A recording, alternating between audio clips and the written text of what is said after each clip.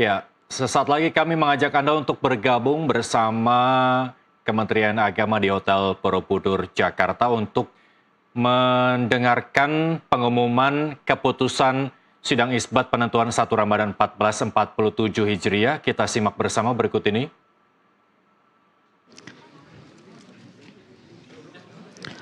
Baik, Bapak Ibu rekan-rekan media, kita akan simak bersama keterangan pers yang akan disampaikan oleh Menteri Agama Republik Indonesia berkenaan dengan hasil sidang isbat penetapan awal Ramadan 1447 Hijriah. Kepada Bapak Menteri disilakan.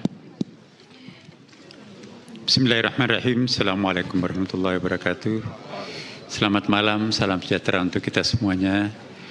Para pemirsa yang berbahagia, khususnya umat Islam di seluruh Indonesia, serta teman-teman media yang hadir pada kesempatan ini.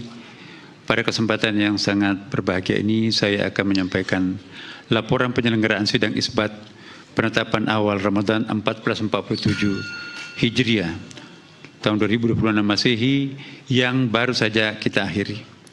Sidang isbat telah selesai dilaksanakan dengan dihadiri oleh Ketua Komisi 8 DPR RI, Ketua Umum Majelis Ulama Indonesia MUI, pejabat eselon 1 dan 2 di Bimas Islam, para pimpinan ormas Islam atau yang mewakili, serta para ahli ilmu falak atau astronomi dari UIN, IAIN.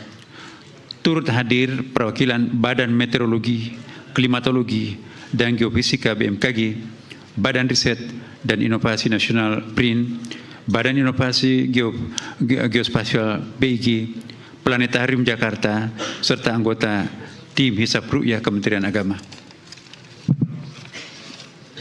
Rangkaian sidang isbat hari ini diawali dengan seminar yang disiarkan secara terbuka melalui kanal media sosial Ditjen Bimas Islam.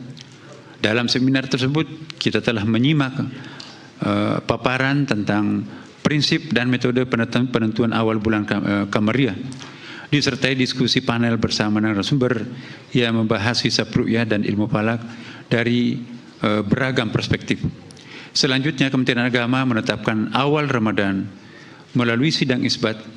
Dalam sidang isbat ini kami bermusyawarah dengan terbuka para pakar ilmu falak, astronomi, wakil rakyat Majelis Ulama Indonesia, serta perwakilan ormas-ormas Islam di Indonesia. Musyawarah tersebut itu mengacu pada hasil hisab dan ru'yah yang telah dilakukan oleh tim hisab ru'yah Kementerian Agama dan ormas-ormas lain, serta dikonfirmasi oleh petugas yang ditempatkan di setidaknya 96 titik pengamatan di seluruh Indonesia. Dalam menetapkan awal bulan Qamariah, Indonesia menggunakan kriteria visibilitas hilal MABIMS. Ya, MABIMS itu adalah Menteri-Menteri Agama Asia Tenggara, ya, Malaysia, Brunei Darussalam, Singapura, dan Indonesia tentunya.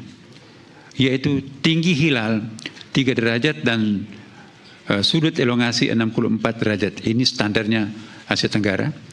Adapun data posisi hilal berdasarkan hisab pada hari ini di seluruh wilayah Indonesia, yaitu ketinggian berkisar minus 2 derajat 24 menit 42 detik. Berarti itu bukan saja ghairu imkanur ru'yah, tetapi ghairu wujudul hilal. Belum hilal itu berwujud, masih di bawah ufuk. Hingga 0 derajat 58 menit 47 detik. Jadi di seluruh wilayah Kepulauan Indonesia, bahkan Asia Tenggara, bahkan kalau kita melihat tadi diskusinya, ya, di seluruh negara-negara Islam pun juga itu belum ada suatu negara Muslim pun yang masuk kategori imkanur ru'yah. Bahkan kebanyakan mereka itu gair wujudul hilal. Wujud hilal belum muncul karena masih di bawah ufuk. Ya. Dan juga kita lihat juga kalender hilal global versi Turki, ya, itu juga belum memulai Ramadannya besok. Dan dalam menetapkan awal bulan Qamariah, Indonesia menggunakan kriteria visibilitas hilal MABIMS tadi, yaitu tinggi sekian, saya sudah sebutkan. Nah sekarang Iya. Sudut elongasinya juga sangat rendah, ya, sangat jauh, masih sangat minim. 0 derajat 56 menit 23 detik, ya. Hingga 1 derajat 53 menit 36 detik. Jadi secara hisab data hilal pada hari ini tidak memenuhi kriteria visibilitas hilal Mabims. Dengan demikian, berdasarkan hilal terlihat, disepakati bahwa 1 Ramadan 1447 Hijriah jatuh pada hari Kamis 19 Februari sidang isbat yang baru saja kita laksanakan. Demikianlah hasil sidang isbat yang baru saja kita laksanakan. Hasil sidang isbat yang baru saja kita laksanakan dan sepakati bersama. Tentunya kita semua berharap semoga keputusan ini memungkinkan seluruh umat Islam di Indonesia ini untuk memulai ibadah puasanya secara bersama-sama. Semoga hal ini dapat menjadi simbol kebersamaan umat Islam di Indonesia yang sekaligus mencerminkan persatuan kita sebagai sesama anak bangsa dan menyongsong masa depan yang baik. Dan seandainya ada di antara warga kita umat Islam yang mungkin akan melakukan hal yang berbeda sesuai dengan keyakinannya masing-masing, kami juga menghimbau kepada segenap masyarakat, mari perbedaan itu tidak menyebabkan kita berpisah atau berbeda dalam arti yang negatif, ya kan. Jadikanlah perbedaan itu sebagai satu konfigurasi yang sangat indah. Indonesia sudah berpengalaman berbeda, tapi tetap utuh dalam sebuah persatuan yang sangat indah. Berikutnya saya persilakan kepada Bapak Kiai Haji Muhammad Anwar Iskandar, Ketua Umum Majelis Ulama Indonesia, untuk juga menyampaikan beberapa hal penting yang perlu diketahui oleh seluruh masyarakat, serta Bapak Haji Marwanda Sopang MSI sebagai wakil rakyat untuk memberikan pandangan bagaimana sebaiknya kita menjalankan ibadah puasa tahun ini. Dipersilakan Pak.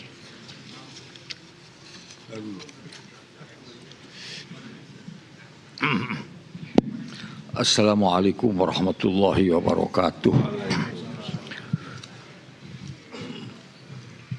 Hadirin dan hadirat sekalian, terutama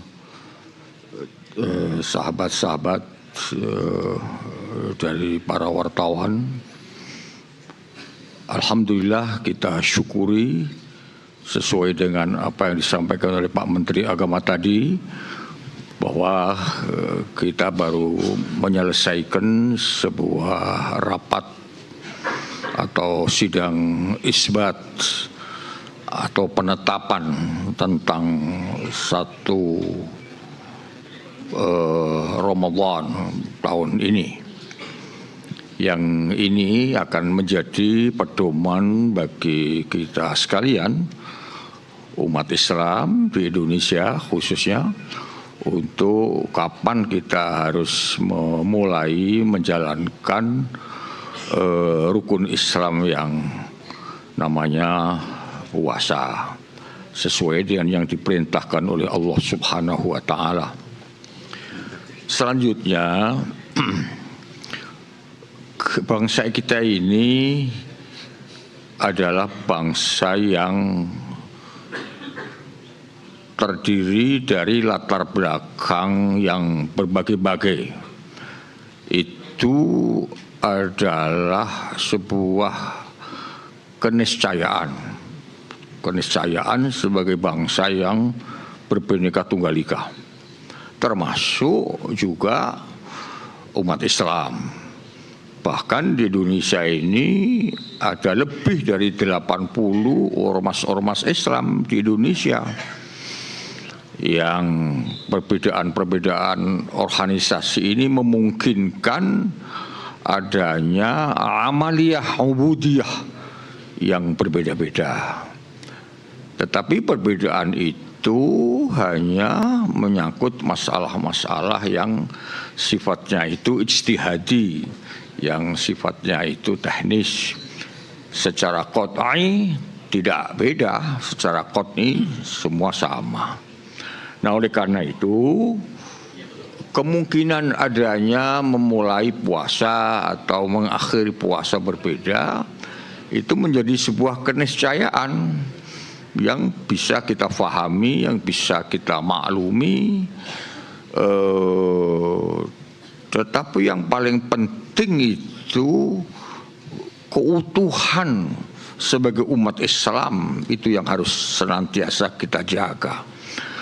Oleh karena itu penting untuk saling memahami dan saling menghormati. Bahkan kalau perlu kita sebagai bangsa yang demokratis ini perlu membiasakan diri untuk berbeda.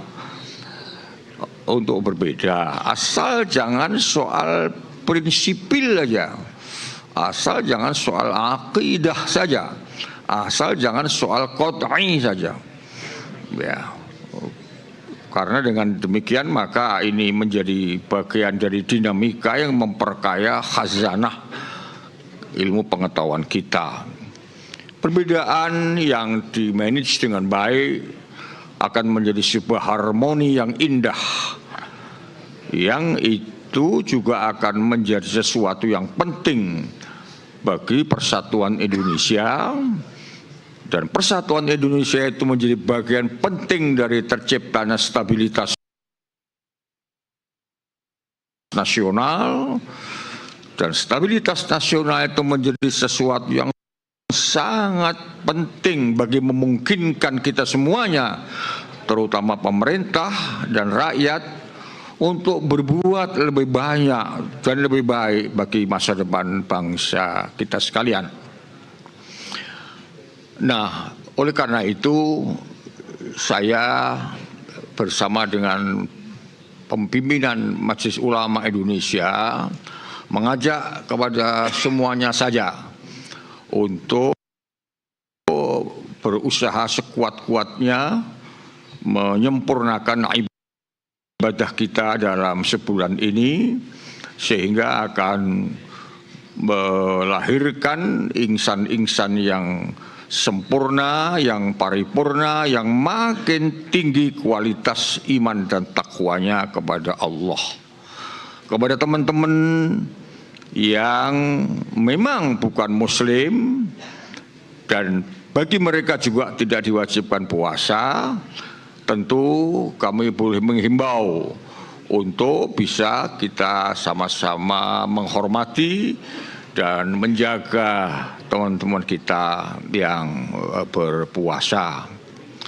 Dan kepada seluruh umat Islam di Indonesia, tentu kami sangat berharap agar suasana Ramadan ini dilakukan dengan khusyuk dan mampu melahirkan sebuah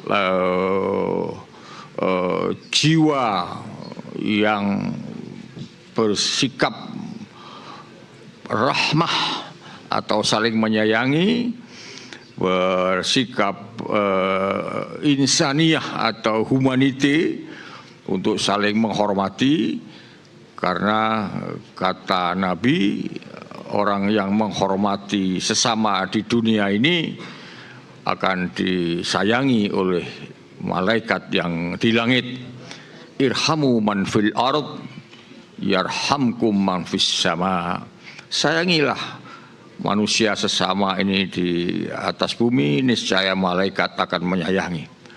Selanjutnya tentu kami juga berharap agar kita juga mampu memuasakan, bukan hanya perut saja dipuasakan dari haus dan lapar, tapi juga mampu memuasakan seluruh tubuh kita ini dari hal-hal yang dilarang oleh agama.